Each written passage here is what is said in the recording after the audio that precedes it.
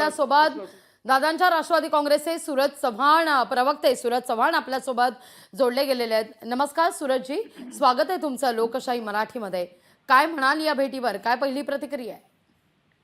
आजची भेट ही पूर्णपणे राजकीय होती। त्या भेटीमध्ये महाराष्ट्रातल्या साखर कारखान्याबद्दल चर्चा झालेली आहे। तिथं कुठेही राजकारणाबद्दल चर्चा झालेली नाही। आताचे जे साखर हंगाम चालू आहे याच्यामधले साखरेचे भाव असतील, रोजगार असतील किंवा नवीन उद्योग असतील किंवा वसंतदादा शुगरच्या माध्यमातून नाविन्यपूर्ण यंत्रसामुग्री ही मार्केटमध्ये आणली जाते, औषध आणले जातात, त्याबद्दलची ही चर्चा झालेली आहे। तिथं कुठेही राजकीय चर्चा नाही, कारण ते राजकीय व्यासपीठ नसून ते महाराष्ट्रातल्या सहकारातलं व्यासपीठ आहे।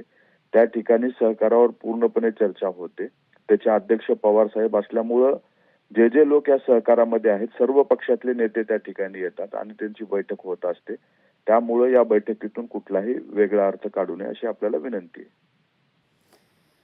अगदी धन्यवाद सूरजजी, आमच्याशी संवाद साधलात त्याबद्दल।